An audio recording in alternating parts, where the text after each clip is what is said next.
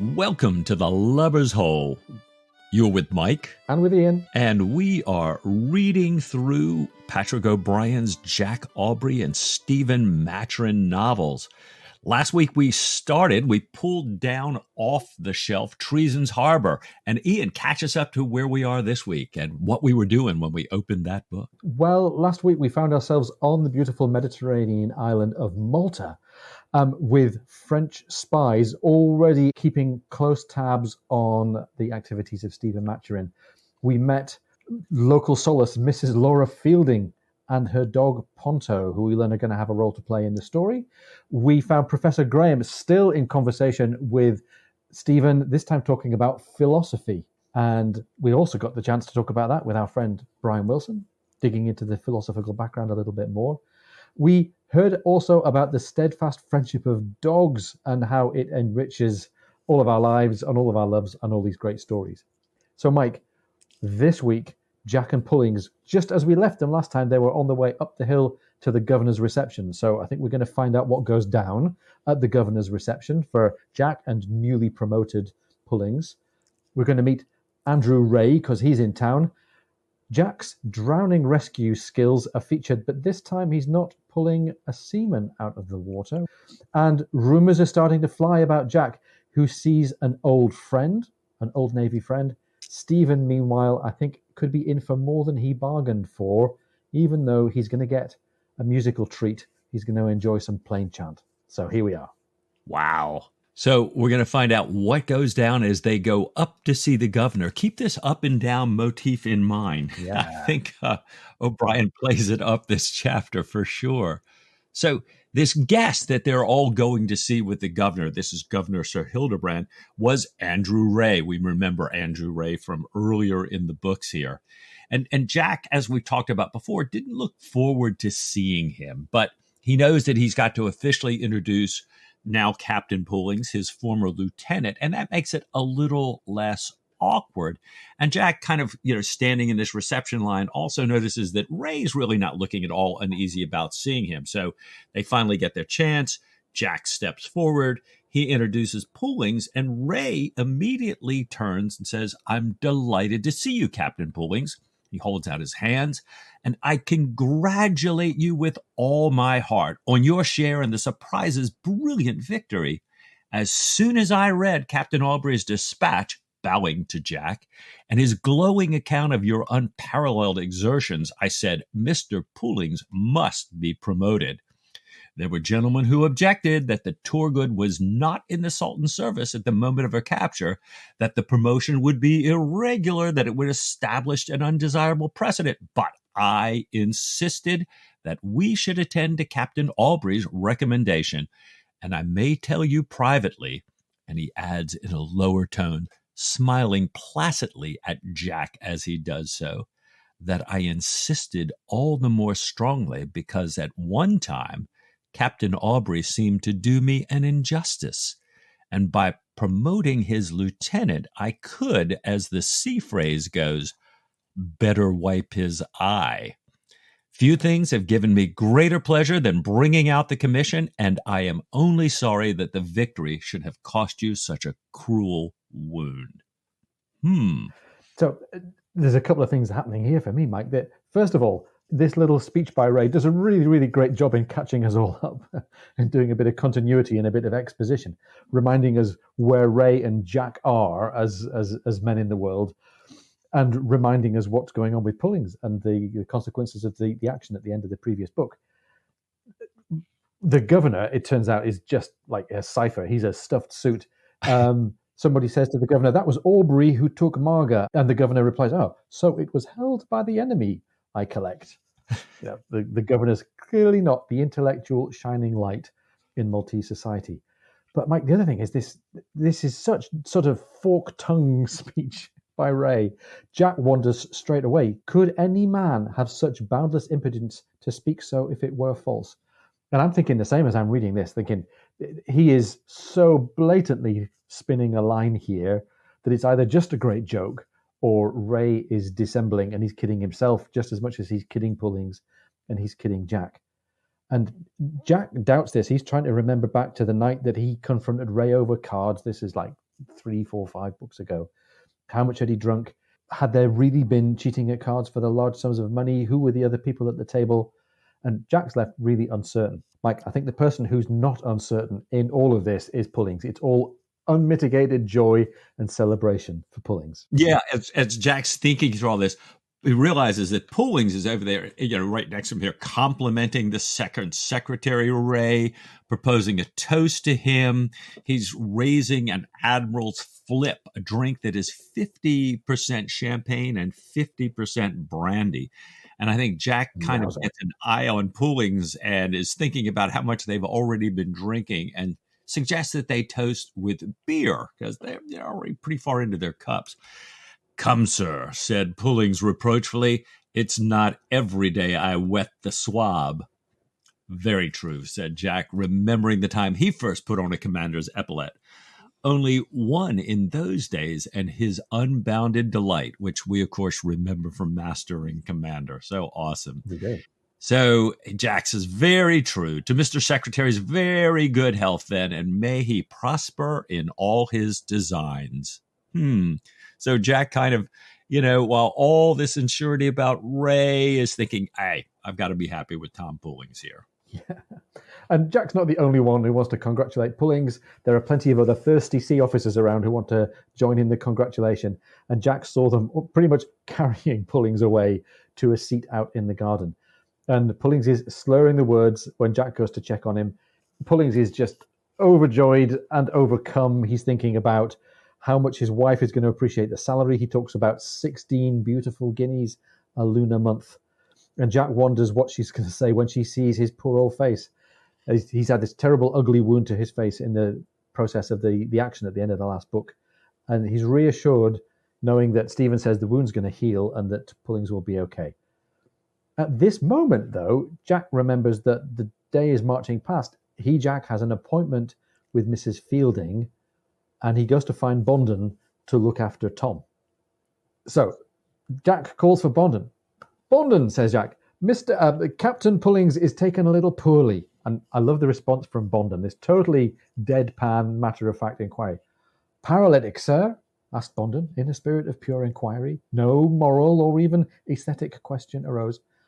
And Jack replies, Not as who should say, paralytic." But this was at once understood as decent form, no more, and Bondon said that he would borrow a stretcher from the pile, always ready in the guard room when the governor gave a party, rouse out a couple of strong, reliable bargemen for the fore end, and cut round to the garden gate, for to avoid scandals, sir, and letting the redcoats laugh. And I love the naval humour, I love the deadpan, and there's also the beginning of a metaphor here about equality. We talked in the previous chapter between Stephen and Graham about Rousseau and the rights of man.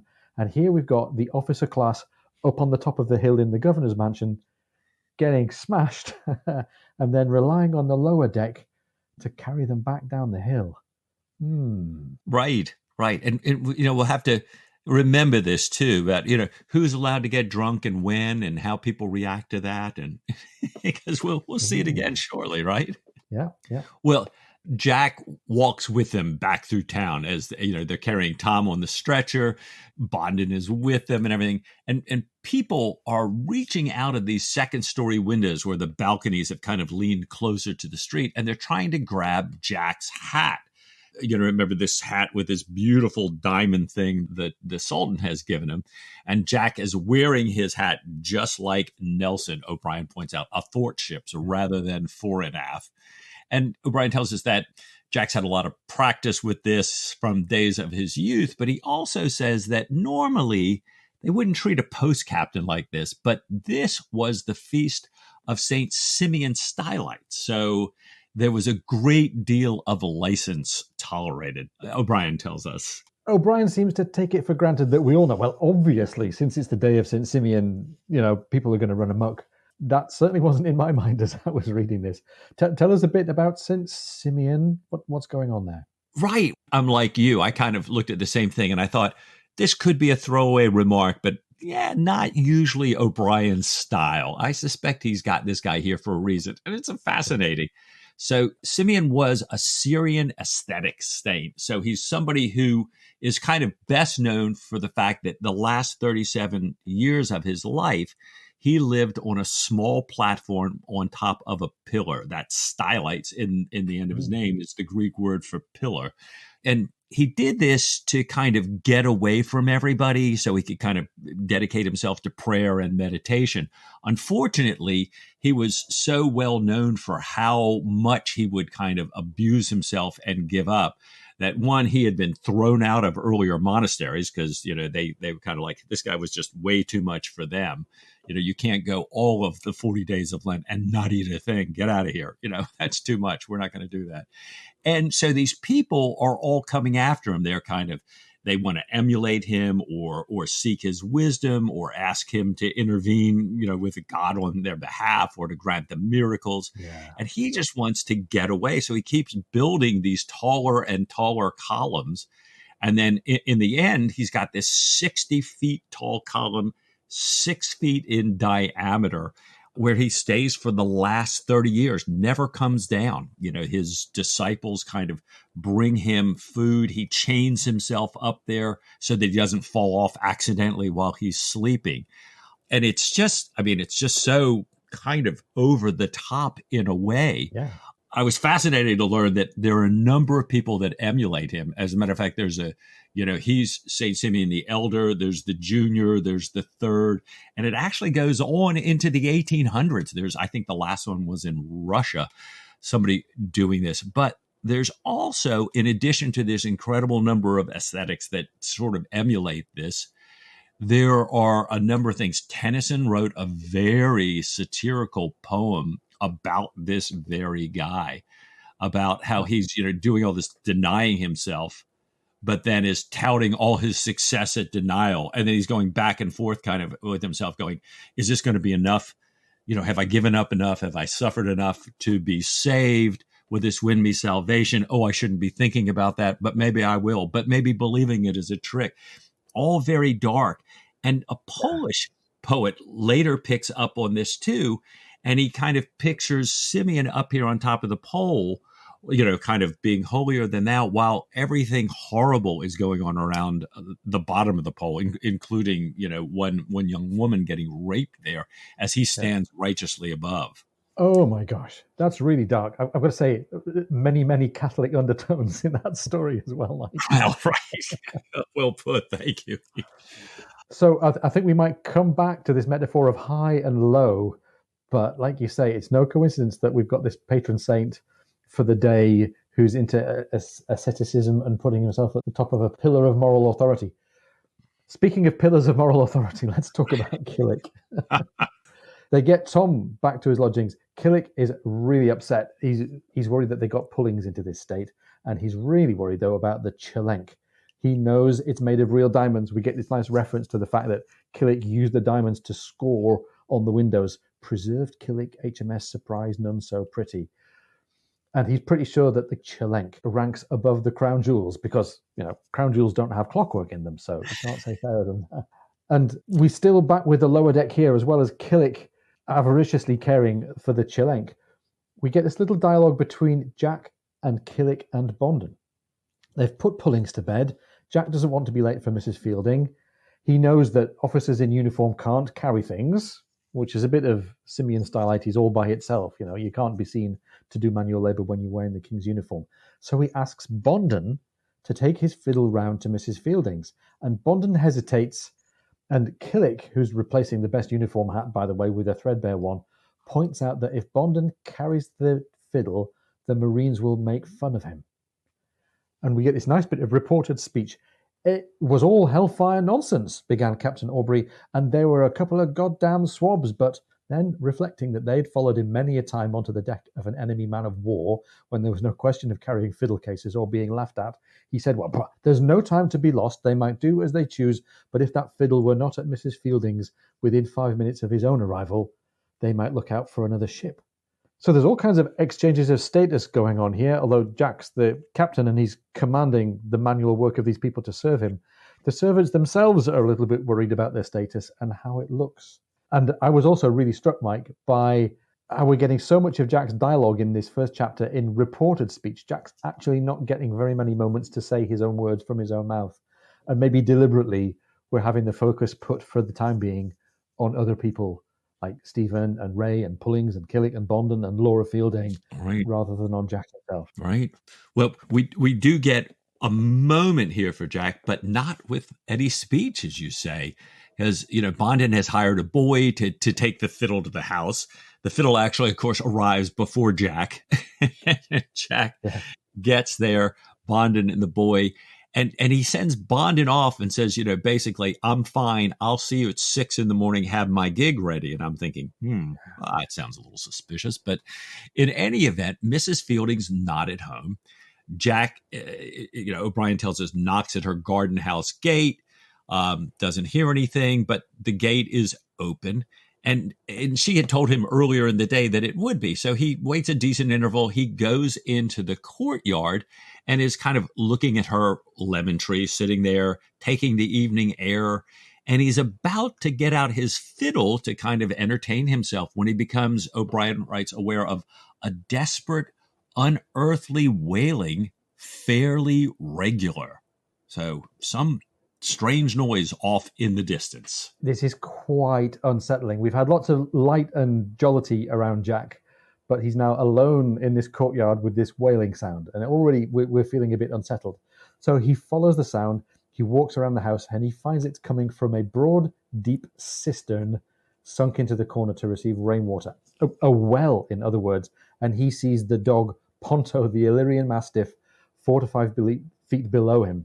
It says, swimming there, straining up its large, lamentable head and uttering a hoarse wow, wow, wow of extraordinary volume. The cistern, the water well, was half empty, the water taken in buckets earlier on to water the lemon tree. Ponto, therefore, had fallen in. Somehow, we don't know how, really.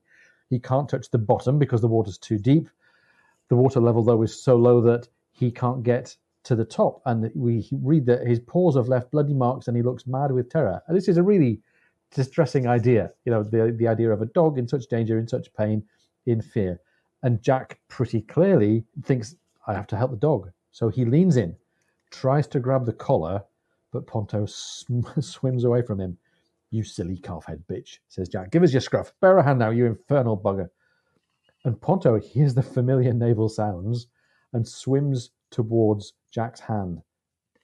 Jack's grabbing the collar with one hand and the top of the cistern with the other, completely outstretched. And there's a moment of realization here, I think, for Jack. So Jack's got him pulled halfway up, and the edge of the cistern starts to give way. And as you say, Jack's got this stuff going on in his head. 2 thoughts flashed into his plunging mind. There go my breeches, and I must keep clear of his jaws. And then he was standing on the bottom of the cistern with the water up to his chest and the dog round his neck. And he says that the dog's, basically wrapped his legs around him just like a human embrace. And, he can hear the dog's strangled breath in his ear. It's strangled, but it's no longer demented.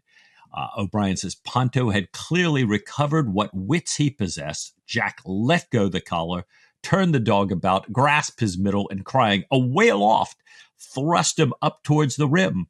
Ponto got his paws onto it, then his chin. Jack gave his rump one last powerful heave, and he was gone. The mouth of the cistern overhead was empty, but for the pale sky and 3 stars. And here ended chapter 1. Wow. So, first of all, what a great chapter. I mean, there's been so much going on. It's taken us more than an episode to get through the chapter.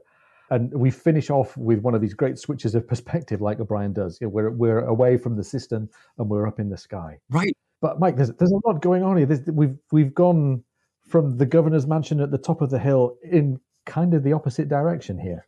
We do. We go top of the hill, back to the bottom of the hill on a stretcher. We've talked about the upper decks and the lower decks. We've talked about this saint who kind of climbs way high on a column, attempting to ignore the world, doing no one any physical good, only to find himself surrounded by more people than ever. And now we've got this worldly, fun-loving captain with an excess of worldly goods, included a diamond-studded uniform cap, who, eats, drinks, lives to excess, loves to be around people, doing this truly good deed who finds himself not up on a column, but way down in a hole, a cistern, a reverse column, if you will. And so St. Simeon died chained to his column, surrounded by people. What's going to happen to Jack now that he's saved Ponto? What does the universe have in store for him as a great reward here? Wow, it's a really great chapter ending, isn't it? Really great. Just so much to think about, so much to reflect on. We turn the page, and I think we turn the page expecting to hear somebody coming along to fetch Jack out of the cistern. But we go many, many steps ahead, just like O'Brien, to skip a load of narrative and leave us kind of gasping a little bit. He tells us that Malta was a gossiping place, and the news of Captain Aubrey's liaison with Mrs. Fielding soon spread throughout Valletta and even beyond. Jack even noticed some people smiling at him with what are called vague congratulatory expressions that he didn't understand, and nor did he understand the wry looks and pursed lips from naval wives who were friends of Mrs. Aubrey, because Jack was the last, of course, to hear the gossip. And all of a sudden, we're planted in this world where, far from Stephen plotting how he can appear to have an affair with Mrs. Fielding for espionage purposes, all of a sudden we're pitched into a world where everybody now takes it for granted that it's Jack who's having the affair with Mrs. Fielding. And in fact, we learn that Jack thinks that this would somehow not be okay. He had always, it says, regarded fellow sailors' wives as sacred, unless they threw out clear signals to the contrary. So he would have been astonished. And Mike, all of a sudden, as a reader, we're left thinking, well, hold on. Has this happened? Have we flipped so far ahead in time that the affair is now underway? Or are we just talking about perception? It's a real puzzling moment. Yeah, this is kind of like, when O'Brien opened a chapter of the last book with this great big argument between Graham and Aubrey that we know nothing about. Now there's this liaison that we know nothing about, but it does quickly explain the source of the gossip. So in the next scene, Jack is walking along with Stephen and all of a sudden pulls him into this glass shop, this beautiful, exquisite glass shop, only to be immediately followed by Ponto, who bounds in, knocks over rolls of bottles and glass, jumps up on Jack, licks his face, his big tail is swagging and knocking over all these other glass items. And we find out that this happens multiple times a day. Whenever Ponto sees his savior, Jack, he essentially attacks him to love on him. And then he drags him kind of back to his mistress, Mrs. Fielding. And the two of them are always beaming together, and Ponto's beaming at them. And she says how happy Ponto is to see him, and they're so grateful, and how happy she is to see him. And I guess this is what the townspeople are all looking at, going, oh my gosh, these two just can't even hide it. Get a room here. What's wrong with you? And so we have this scene happening over and over again, and we have Killick always staying behind to pay for the damages over and over again. And in this case, Jack has got to say, I have not a moment to lose. I've got to rush off. I've got to get to the dockyard, but I will leave you, Mrs. Fielding, in Stephen's fine company. Which, of course, is how the world was meant to be just right. A few short pages ago. Exactly. So Ponto's getting a lot of the story here. We're getting more of Ponto's character than we are of Jack's at the minute. Anyhow, we get the flip side, I think, Mike, of the party on the governor's mansion. So we had the officers up high on the hill drinking Admiral's Flip and getting smashed and getting carried down the hill on a stretcher. Meanwhile, down low in the muddy mess of the dockyard, we learn that the dockyard workers are, it says, labouring at enormous cost upon the Worcester, and the poor old Surprise is left deserted and gunless, perilously shored up in a pool of stinking mud, next to what's left of the ship's company. And instead of the crack crew that Jack had hoped to take with him to the North American station, he's had to fight hard to keep to much more than his bargemen and his personal followers together. They keep getting detailed off to go and make up other crews, and they're living in these shacks, it says, devoting their time to wasting their substance and destroying their health with a company of women who are camped at the gates. And they've all been on a big night out. After listening to the excuses of the dockyard workers, Jack inspects the crew, and even though they are reported to be all present and sober, sir, they are only just so, even by naval standards. Even the officers, with the exception of Calamy and Williamson, were either drunk or hungover. and they've spent all their money. Their clothes are rags. They're filthy. They're debauched. This is the flip side. This is the hangover that Jack deserves, I think, from his day up on the hill with the mansion. Even Pullings, who's there as a guest, Captain Pullings, who's there as a supernumerary, seems lost and anxious because he's got no ship. He's got no likelihood of one in the short term.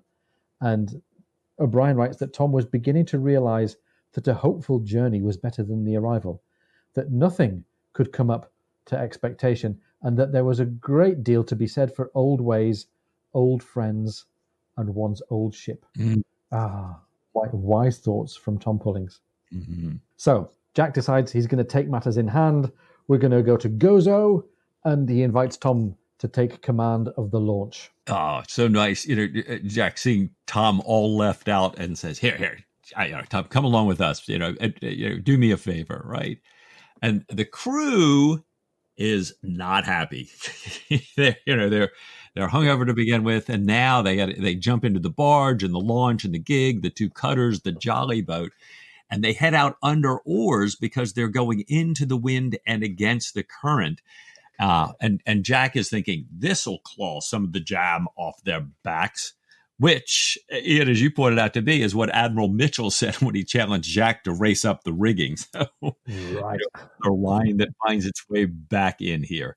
So the crew knows it's going to be, as O'Brien says, 13 unlucky miles before they can raise their sails again. And Jack, being the kind of sodomite that they see him as right now, they're thinking, he's probably going to make us row all the way around Malta.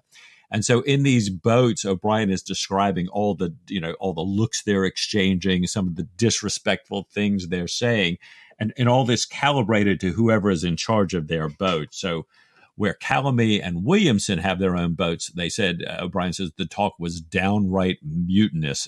And the young gentlemen, are kind of yelling in more and more shriller reprimands at them.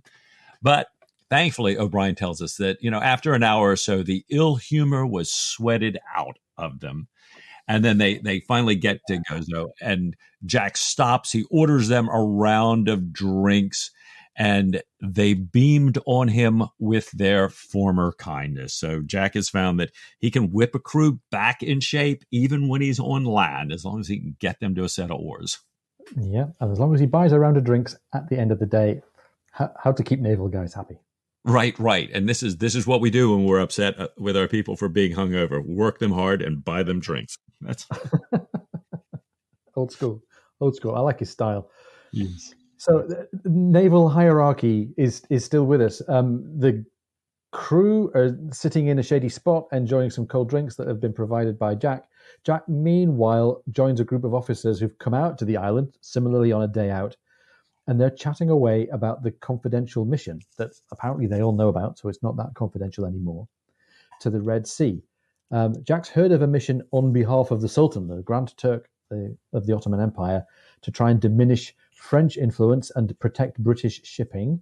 We hear that the French have provided the Sheikh of Mubara. Now, our friend Tom Horn on the mapping project Cannonade.net says that Mubara is fictional. So presumably the Sheikh of Mubara, this guy Talal, is also fictional. This Sheikh has been provided by the French with European vessels, European shipwrights to build galleys to harass British shipping and embarrass the Turks. And as we're going to hear, this is shipping headed out to the East Indies down the Red Sea.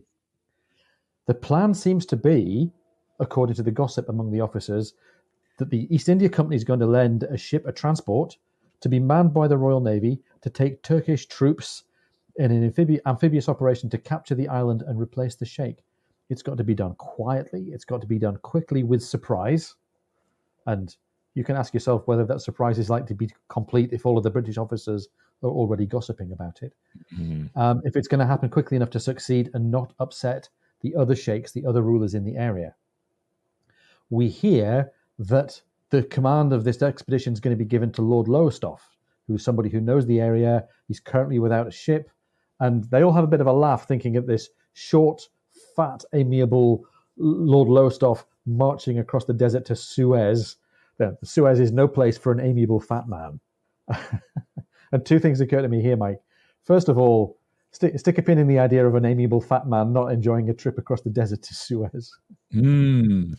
And second of all, hang on, we had time in the morning of this day for Jack to inspect the ship's crew and put them to sea in launches. We had time for them to row 13 miles to Umjar in Gozo, and we still had time for them to lay around under the awnings while the officers went to dish about the mission to the Red Sea, and still be in time to row or sail home. I think this is a very, very long day if they manage to get all of this in. And it gets longer. Yeah. It continues as they sit there and they're talking about the mission. Captain Hammer, one of the captains there, who's had some experience in the Red Sea, had been already consulted by the guy, the Lord who's going to have this mission. And Pullings asked him about navigating there. He's heard that it's a very difficult place to sail. It's uncommonly hot. And I don't know whether this comes back again or not, Ian, but we notice that in this interchange between Hammer and Pullings, that Pullings asks kind of a good faith question, Yeah. but his wound is such that it almost makes him look like he's leering, and he's a bit nervous in his tone. So at first, Hammer kind of takes it a little offensively, but then realizes, no, he meant it for real, and tells him, there's this excessive hellfire, humid heat. He describes these conditions on the ship, and he's going kind of on and on again about how aggressive the sharks are, in addition to everything else that he's talking about the area. And Jack he knows Hammer. He knows that sometimes he tells tales, although today he's not really. But he's kind of reminded in his head that Stephen always says, you need to have the discretion of the tomb. You don't talk about confidential things. And he thinks they've been going on far too much. So he cuts him off. And when he gets back to this aggressive sharks in the Red Sea, he says, most sharks are gammon. They look fierce and throw out their chest. But it's all my eye and Betty Martin, all cry and no wool. I dived to plump on to an enormous hammerhead off the Morocco coast, just south of the Timgad Shoal to be exact, and all he did was to ask my pardon and hurry away. Most sharks are gammon. Very good. So apart from Jack saying loose lips sink ships, he's turned our attention to sharks. And of course, it's an O'Brien story. So two things are going on here. First of all, we love an animal metaphor. Right. And second of all, there's some O'Brien long ball being played here. Way back in Post Captain, he used exactly the same phrase. He said, sharks are mostly gammon, all cry and no wool, unless there's blood about. They prefer galley leavings. And he described it as, told a similar story about in the West Indies station. He dived plump on the back of a huge great brute. So maybe this is kind of epithet territory, and this is a story that's being retold to help our memory. Or maybe O'Brien just forgot that he'd already used these words about sharks. But we have this new Aubreyism here, Mike. All my eye and Betty Martin. Who the heck was Betty Martin? Right. I mean, this is something. I'm thinking, like you. Wait a minute. What? And all my eye. Pretty common phrase. English, French, even American, if we can call that a language. All my eye, meaning hogwash. I'm in my eye. No, I don't believe it.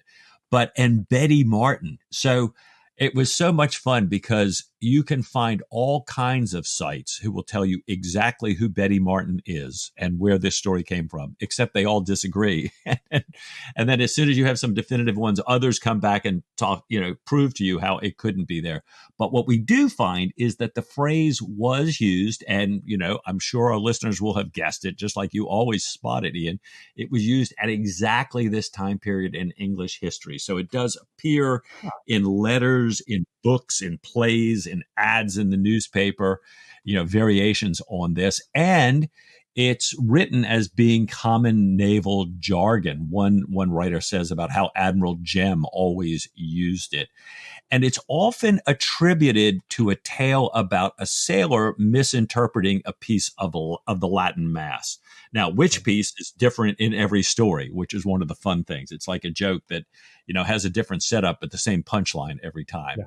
But it, building on this phrase, my eye, meaning nonsense or hogwash, it adds in this Betty Martin. But then there's a host of other people who claim that the whole Latin Mass thing is mistaken. It was not mishearing that this is, a prayer to Saint Martin or a prayer to the Blessed Mother, which would be Latin kind of sounding a little bit like Betty Martin. But that there had been a woman who played a witch in her village and was found out she was Betty Martin, that there had been a cunning actress who had, kind of used her wiles to snare this other actor, and she was Betty Martin. And there are all these other unknown origin stories. So perhaps we'll have to ask the doctor next time he's about where this comes. Oh, I think we will. I think we will. Mike, this might be a great moment for us to pause. Pause, first of all, for the purposes of remembering the shark. Maybe we're going to call it Chekhov's shark. And second of all, for the purposes of gammon, I'm feeling a bit peckish. Maybe it's time for a break. What do you say? Oh, with all my heart.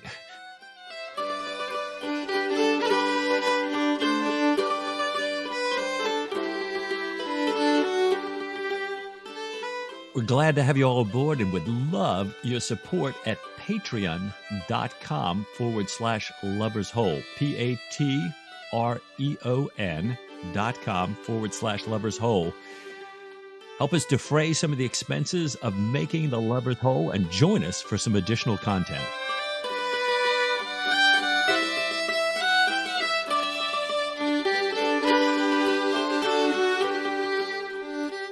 Welcome back. We're still perusing Chapter 2 of Treasons Harbour. We were just hearing about sharks, but now, to extend this long day even further, Jack sets off. He leaves his group of captains there lounging in the sun, and he heads off to visit Admiral Hartley, who lives on the island, lives on Gozo. Now, this is a really unsettling episode in Chapter 2, which otherwise I think Mike was a little bit light. Right. But I found this really kind of depressing to read. Jack goes to visit this old shipmate, former commanding officer of his, who was then Captain Hartley, who is now Admiral Hartley. This guy had a role in helping Jack to pass his lieutenant's exam. Hartley was eventually promoted to flag rank, and although he was rather unpopular for being a bit greedy and a bit licentious and sailing with cheap mistresses and stranding them in foreign ports, he was a bit of a likable character for Jack. Hartley loved gunnery, and Jack had once rescued Hartley from the ocean. So Jack has probably got high hopes of a reunion as he walks along the long deserted road to find the house. And Mike, we get an animal encounter that's pretty unsettling here. It's really strange. He comes across this. Well, first he hears this noise, this knock, knock, knock, knock, knock, knock, and he's wondering where the sound comes from. And then he sees this smaller tortoise kind of running across the road, and then a great big one coming after her. And when it catches up, it knocks its shell against the smaller one, knock, knock, knock. And at first, Jack is kind of thinking, tyranny, you're bullying this little tortoise. But then realizes, as the small female raises up a little bit, that it's part of a mating ritual, and he watches. And O'Brien writes, the male covered her, and maintaining himself precariously on her domed back with his ancient folded leathery legs, he raised his face to the sun, stretched up his neck, opened his mouth wide, and uttered the strangest dying cry. And while, I'm sure that's how many of us hope to go, I'm thinking, what? And all Jack says is, bless me, I had no notion. How I wish Stephen were here. So I really don't know what to make of this. My mind flashes back to praying mantises in Master and Commander. Right. Anyway, we might come back to the tortoises later. Meanwhile, Jack moves on. He says he's unwilling to disturb them. He fetches a cast around the pair and walks on, trying to recall some lines of Shakespeare that had to do not exactly with tortoises, but with wrens, until he reached a wayside shrine dedicated to Saint Sebastian. And it says, the martyr's blood recently renewed with startling brilliance and profusion. Beyond the shrine there was a high stone wall, partly fallen, with an ornate wrought iron gate, once gilded, leaning unhinged against the masonry. This must be it, he said, calling his directions to mind. So just before he comes across Admiral Hartley's apparently rather disused and dishevelled house, he's faced with the image of tortoises, he's faced with the connection to Shakespeare, and the connection to the martyrdom of Saint Sebastian.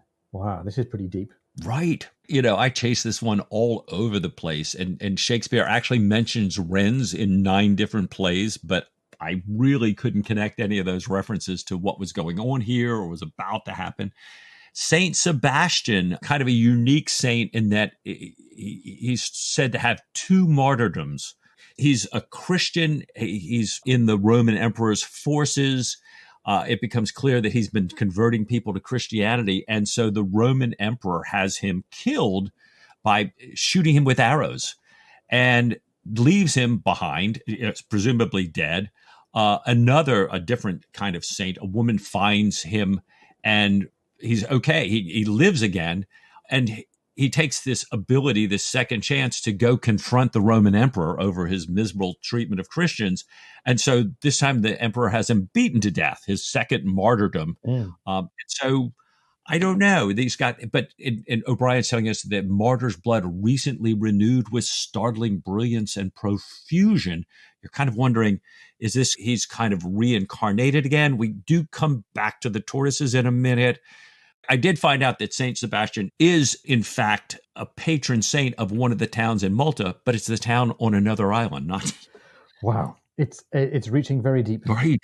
Maybe we don't need to dig too far. Maybe sometimes a cigar is just a cigar, as you might say. Right. Thank you, Sigmund Freud. Yeah. So Jack comes to this rundown house. It says, unlike anything he could remotely connect with the Navy, and I'm sure he's meaning in terms of its, tidiness and cleanliness. And he asks after the admiral. And first of all, I think he's regarded with suspicion as possibly a debt collector. But he's finally invited in, he says, into a large room with little furniture, with a portrait of the admiral years earlier, which is, we hear, well done. But Jack believes the artist didn't like the admiral because it's painted with a facial expression that has a cold hardness, not really showing Hartley's good nature, at least the good nature that Jack remembers. And he recalls a brother officer saying that even Hartley's undoubted courage had a grasping quality about it, that he attacked the enemy in a state of furious indignation and personal hatred, as though the other side were trying to do him out of some advantage, prize money or praise or employment.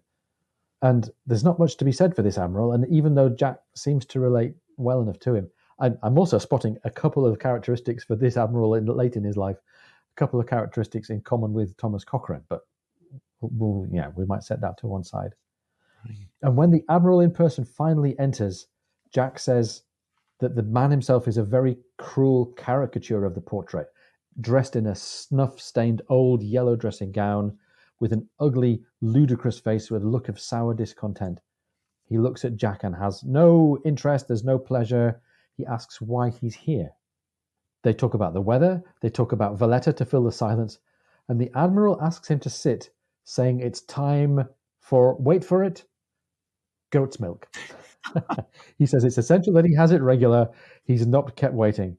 So that there's only one thing that he could have done that might be on a par with drinking goat's milk, and that's producing a German flute, but at least he didn't do that. It's interesting because he's got this good nature, but Jack remembers he rarely expressed it, although Jack had seen it. And now here he is, Jack's having to make all the conversation. And then Jack, he's trying to be so nice. And he says, he hopes that he's in good health. And Hartley says, there is no health when you're old. And then adds, health to what end?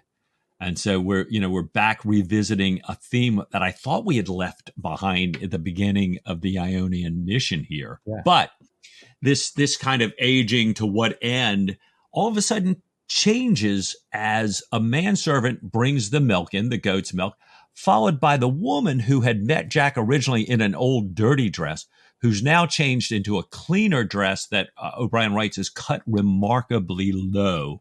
And when she enters in this remarkably low-cut dress, Jack saw Hartley's dead face come to life. Now, he doesn't treat the woman well here at the moment. He just complains because she has biscuits and wine. And he's saying, Aubrey's not going to want biscuits and wine this time of day.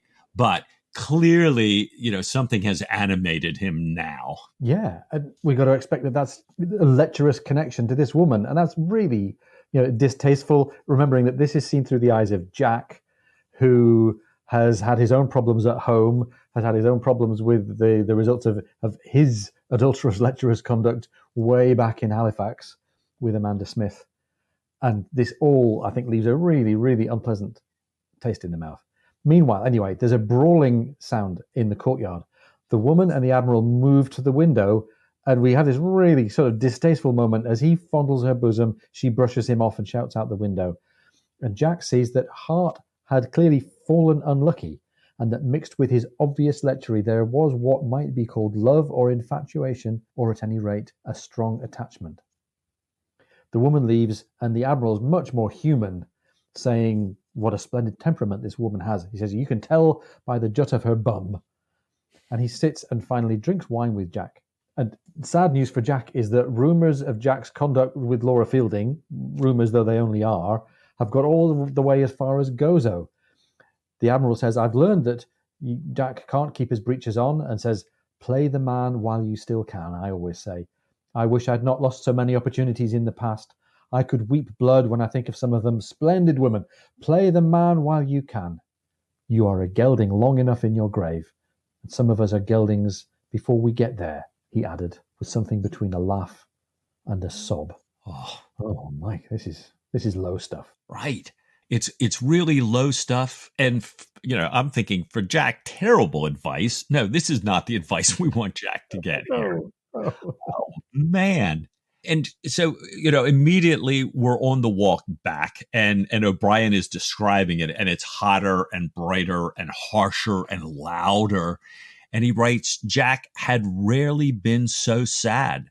The black thoughts flooded in one upon another. Admiral Hartley, of course, and the perpetual rushing passage of time, inevitable decay, the most unimaginable evil of impotence. Instinctively, he jerked back as something shot past his face like a block hurtling from high aloft in action. It struck the stony ground just in front of his feet and burst apart. A tortoise, probably one of the amorous reptiles of a little while ago, since this was the very place. And looking up, he saw the huge dark bird that had dropped it. The bird looked down at him, circling as it stared. Good Lord above, he said. Good Lord above. And after a moment's consideration, how I wish Stephen had been here. Whoa.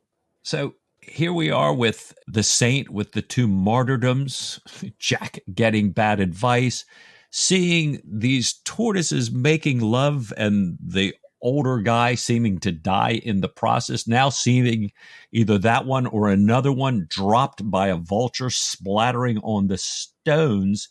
And it doesn't say it's a vulture, but I assume it's a bird. Clearly, it's a bird of prey who's looking to devour this thing.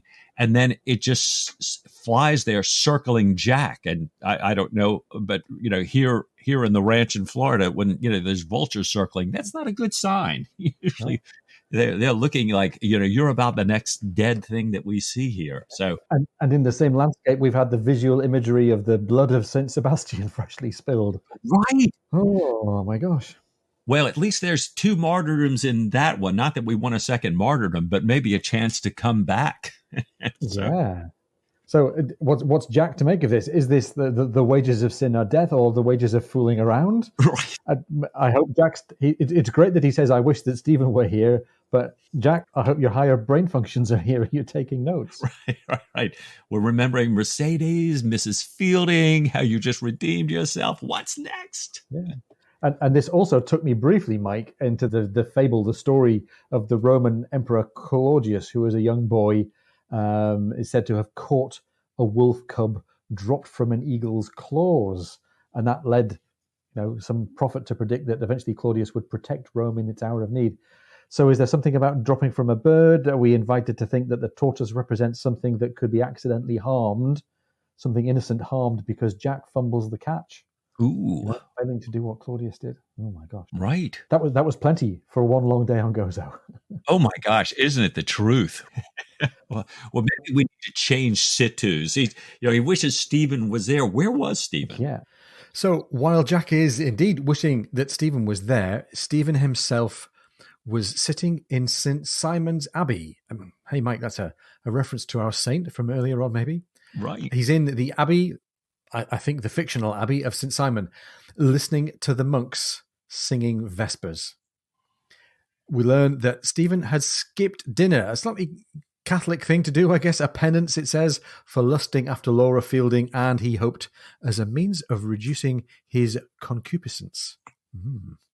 And his body had railed against the hunger, and he was feeling the back-breaking bench right through, it says, right through the first antiphon. Yet now he was in a state of grace.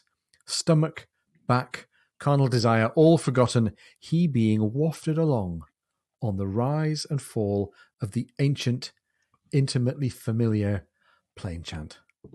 Oh, Mike, the power of music. Yeah, I love it. I love, especially the Gregorian chant. I love it. Well, we do learn that the French had been more than unusually unkind to the monastery, and presumably might once have had, beautiful Rococo decorations and fixtures. It says that the French had taken its treasure, sold its cloister, broken the stained glass window, now replaced with cane matting, stripped the walls of their marble and stone, all of which had greatly improved the acoustics, which is an experience that lots of British monasteries had in the Reformation as well. Right. The very old abbot, it says, who had known 3 Grand Masters, he's referring to Grand Masters of the Order of the Knights of St. John. The abbot who had seen the coming of the French and English sang on. His frail but true old voice drifted through the half-ruined aisles, pure, impersonal, quite detached from worldly things. And his monks followed him, their song rising and falling like the swell of a gentle sea. This is a really lovely moment. And having had O'Brien talking a lot about the language of light in the first chapter, Mike, he's talking here about the language of sound. And it's a really, really beautiful sound picture he's painting. He's also enjoying the fact, I guess, that some things are not ruined by time, not stripped by the rapacious French invaders, not stopped by decay, as Jack was discovering in his conversation with Admiral Hartley. Some things remain beautiful and everlasting through time. Yeah. And maybe that's what Stephen's got on his mind right now. It's interesting. At the end of the service, Stephen, a good Catholic, turns to salute the altar, stops at the holy water, and he's looking at the people there, and they all look, like they belong and typical, but he sees this man who's dabbing his eyes with a handkerchief. He's obviously crying. He's very emotional. And he realizes it's Andrew Ray. So he thinks to himself, wait a minute, Ray cannot be a Catholic, given that he's on the Admiralty Board and the way things were in England, as you were mentioning with Henry VIII and the monasteries. But he does remember seeing him at concerts in London, and kind of had always thought that he was there because it was very fashionable and the people he was rubbing shoulders with, but realized maybe he actually has a love of music. Now, Ray is then heading out, and he completely ignores the holy water, which tells Matron, you're right, he's not a Catholic here. But then Ray spots Matron and introduces himself, saying that they had met once before at Lady Jersey's, that he is well acquainted with Mrs. Matron, and told Stephen where he had seen Diana before he left England. And they chat a bit about Diana, and Ray invites Stephen along for a pot of chocolate, which, of course, in my mind, always takes me back to the beginning of Master and Commander. Off for a pot of chocolate here. Furiously whipped. Right, exactly. So they head over to the pastry cooks for their chocolate, and Ray asks Stephen if he enjoys the plainchant.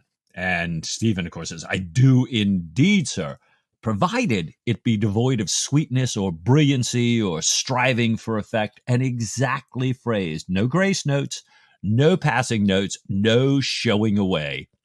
Exactly so, cried Ray, and no newfangled melismata either. Angelic simplicity, that is the heart of the matter, and these worthy monks have the secret of it.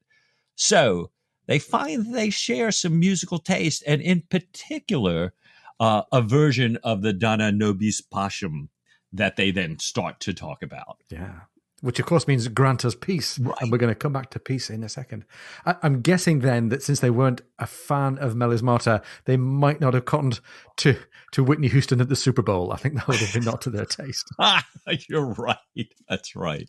But Mike, I want to dig in here on the music. There's a medium-sized bone here that we can pick with the reference to the music.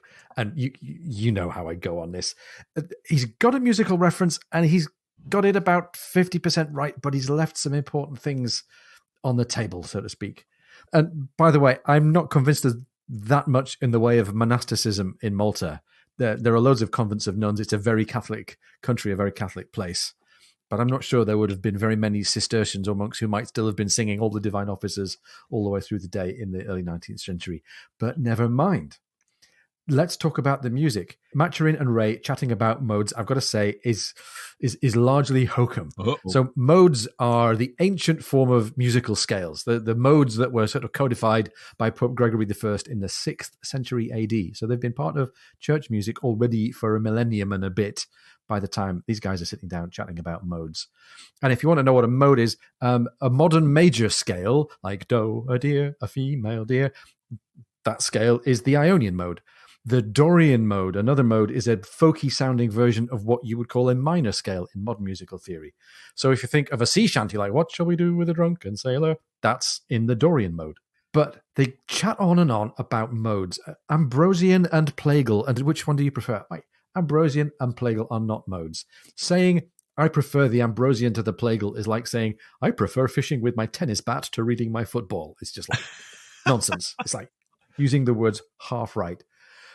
So that made me harumph a little bit, but I'll give a little bit back. I think it was perfectly fine to talk about there being a Mixolydian Agnus Dei. You could sing Agnus Dei in the Mixolydian mode. And they're absolutely right that the conservative practice of choral music since the Middle Ages had a strong element of opposition to melismata or passing notes. Hence, that's why it's called plainchant. It's not fancy chant, it's plainchant. Sorry, Whitney. Anyway, 5 out of 10 on the music scale, I think, for Patrick O'Brien. Oh, I love it. I love it. Well, it's interesting that this whole chat about music leads us to understand a bit more about Ray. Yeah. Well, so they continue. They had just talked about peace. Peace, said Stephen. Shall we ever see it again in our time? And to that, Ray replies, I doubt it with the emperor in his present form. Stephen says, it is true that I am just come from church, but even so, I could wish to see that tyrant Bonaparte doubly damned to all eternity and back, the dog. At this, Ray laughs and he says, I remember a Frenchman who acknowledged all sorts of very grave faults in Bonaparte, including tyranny, as you so rightly say, and even worse, a total ignorance of French grammar, usage, and manners, but who nevertheless supported him with all his might. His argument was this: the arts alone distinguish men from the brutes and make life almost bearable. The arts flourish only in time of peace. Universal rule is prerequisite for universal peace. And here, as I recall, he quoted Gibbon on the happiness of living in the age of the Antonines, concluding that, in effect, the absolute Roman emperor, even Marcus Aurelius, was a tyrant, if only in posse, but that the Pax Romana was worth the potential excess of his tyranny. As my Frenchman saw it, Napoleon was the only man, or rather demigod, capable of imposing a universal empire. So on humanitarian and artistic grounds, he fought in the Garde Imperiale. Wow. So here is, we're back to these philosophical discussions like Graham and Stephen were having early on, but this one's a very different one. This one, about, because I support the arts and these universal, beautiful things, I can somehow justify a monarchy versus a republic, or this kind of authoritarian rule of Bonaparte.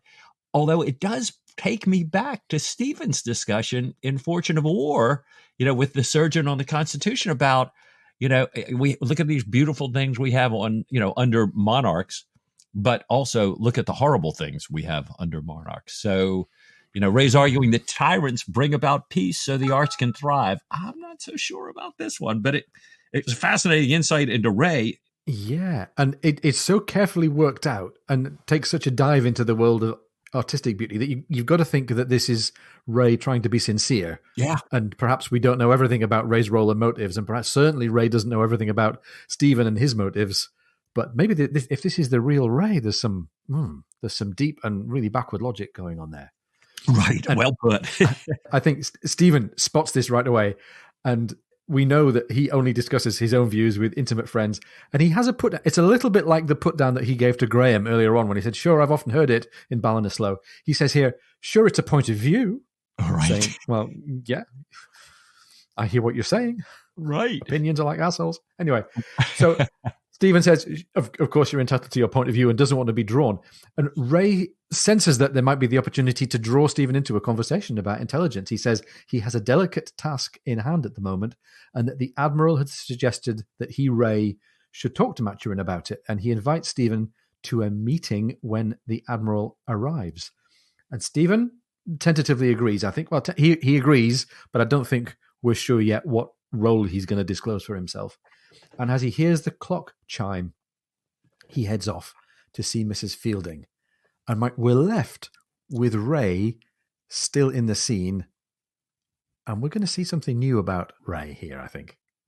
Yeah, this really was chilling. So there's a mini spoiler alert, but you're about to hear it in a minute anyways. Yeah. So Ray, we're just following along. Ray gets up. He goes back to the empty church. He goes back through a door, which O'Brien tells us is usually locked. He goes into the secularized cloister, down a passageway, and he's passing all these barrels. And then he goes through a door into a warehouse that O'Brien tells us is just full of barrels. And there is Lesueur, the French agent, standing. And, I kept wondering, first, why is O'Brien mentioning all these barrels? And then why is the French agent standing in the midst of all these barrels? Yeah. Counting them. Right. He's counting them. That's right. Good point. It's very clear, I think, then, that Ray has come at the summons of Lesueur, or at least come to a meeting to Lesueur, who he sees as his superior. Right. And immediately we get the revelation then that Ray is an agent of some kind working for Lesueur. Lesueur challenges Ray on why he's late. And by the way, when we look at it in this light, Ray was swinging it a bit hard, I think, lounging in the cafe drinking hot chocolate with Stephen Maturin when his spymaster was waiting counting barrels for him in the back of the church. Right. Anyhow, Lesueur inquires what Ray had said to Maturin and asks if he, Ray, knew that Maturin was an agent. "Working for whom?" asks Ray. "For you, of course, for the Admiralty," says Lesueur. And Ray's caught out here. He genuinely didn't know. He says, "I have heard of his being consulted. I knew that reports have been submitted to him because of his knowledge of the political position in Catalonia. But as for being an agent, I should certainly never think of him as an agent. His name does not appear on the list of orders for payment." And Mike, that's the critical error, I think. That's the critical oversight of Ray. He's believing that people are in the intelligence game to be bought and sold. Right. And Lesueur is about to put him right. He says, "You do not know that he is the man who killed Dubreuil and Pontet-Canet in Boston and who almost wiped out Joliot's organization through false information planted in the Ministry of War. The man who ruined our cooperation with the Americans." "Not I, by God," cried Ray. "Then it is clear that Sir Blaine," this is a very French way to mispronounce an English title, "it is clear that Sir Blaine has not been open with you. It may be his native cunning," I'll continue without the accent, "or it may be that someone somewhere has smelt a rat. You must look to your lines of communication, my friend." Mm. And now Ray is still insisting that the only possible motivation for somebody to be in the intelligence world is personal gain. He says, "I have the list of payments almost by heart. I can absolutely assert that Maturin's name is not on any of them." Unless you was very cool, he says, "You are right. He is an idealist, and that is what makes him so dangerous. Yes. However, it is just as well that you did not know. You would never have been able to talk to him so naturally. If any rats had been smelt, and if he knows about it, he is likely to dismiss them. Have you spoken to him about your mission?" "I have made general reference to it," says Ray, "and desired him to attend the meeting when the Commander-in-Chief arrives." Now we get the sound effect. Oh my gosh. Woo. I think in terms plain enough for us to all get right on board with the idea. There's nothing tentative. There's nothing if then maybe about this. Ray is working for Lesueur. Ray, the guy who was sent over by the Admiralty to clean up the British intelligence network in Malta in the Mediterranean, is a French agent. Lestueur is telling him to keep his distance from Stephen, treat Stephen like a consultant. He's being watched, and they hope to learn from Stephen's network here what his connections are in Paris. And if Ray doesn't succeed soon, then they may have to put Stephen out of the way without compromising Lestueur's position here. He says Stephen is too dangerous to leave in place for too long. Yeah. So, Mike, we're back to the theme of 3 or 4 books ago where we've got this continuous threat of discovery and death and torture for Stephen. He escaped it for a book or two, but now we're back in this really dark place for Stephen. Right. Lestueur was, when we opened the book, he was saying, he didn't want to take Stephen out because there'd be too many questions. And now he's thinking, we just might have to anyway. So I'm a little taken here. I was like, oh my God, this guy who's so far up in the Admiralty, so far up in the intelligence workings of the Mediterranean is on the French payroll. This is bad. Now we're talking about doing Stephen in. And then Ray suggests that he might be able to help Lesueur.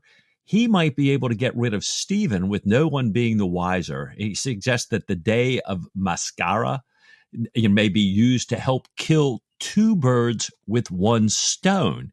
Now I'm wondering, oh my gosh, wait a minute. So Ray is going to get Stephen killed. He's also going to use this opportunity to kill somebody else. I'm trying to think, who do we know that Ray might want to have killed? Yeah. And certainly one name pops up. Right. Not a million miles away from Stephen either. After all the fun and frolics in the court of the Upper Baracca and the Chilenk and the opera and the Italian and the flirting and the dog, we've got some proper Patrick O'Brian jeopardy. Here we go. Okay, guys, strap in. We do learn, though, before the chapter ends, we learn a bit more about the motivation of Ray. He's already strongly hinted that he sees personal gain as the main motivation. And we get this very strong hint that all is not well with Ray. Lestueur is asking for his help in counting all the barrels. He says he gets money paid back on each of them. So presumably Lestueur is using some kind of trade or side hustle, either as cover or as a little local interest while he's there in Malta. Ray asks for money from Lestueur to cover his gambling debts, and even though he claims to be an idealist. And Sir Hildebrand and the other officials that he has to gamble with, he says, make plenty of money out of the dockyards and supplying the ships, and they expect him, Ray, to gamble for high stakes to win their confidence. And Mike, this also makes me think way back to the, what was it? Was it post-captain when Jack sat down to play cards with Ray and some other guys? This makes me think, how far back in his history has Ray been suborned? How far back has he been a victim to the leverage of his gambling debts that might have brought him into the world of spying for the French? Right. Gambling debts. And we knew he was cheating Jack. That was where the whole thing arose. So maybe he cheated the wrong person as well. Yeah. And between the debts and the chance of being called out and shot, he's now in the French pocket. Well, besides no longer having any sympathy from any of us, like he ever had it, he's clearly getting no sympathy from Lestueur. Lestueur says, bah, you can win their confidence without playing for high stakes. And Ray tries to reassure him. He says, well, with these men, it is essential. So, Mike, it was funny. I was reading through chapter 2 thinking, okay, we just got a few encounters. We've got the thing with Admiral Hartley, and we've got the thing with the lemon tree and Ponto. But now this encounter between Stephen and Ray, and then between Ray and Lestueur, really opens up the book. We've got a secret mission coming up that everyone seems to know about, including the Royal Navy officers sitting in the sun on Gozo. We've got the Admiralty Secretary in town to straighten out intelligence, but he's a French spy. Stephen's about to be brought in on a mission that Ray seems to think might be used to kill our 2 birds with 1 stone, and who knows where that might be heading. I'm pretty sure that amorous tortoises dropping from the sky is not the only thing our heroes might need to worry about. So, I don't know. What do you say, Mike, next time to a little bit more Patrick O'Brian? With all my heart.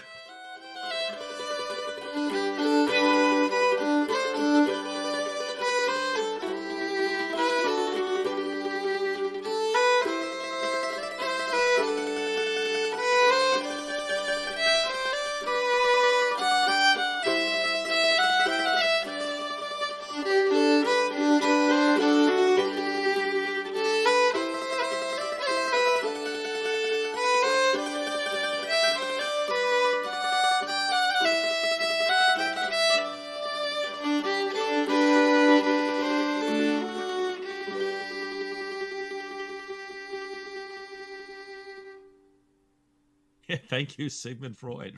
Yeah.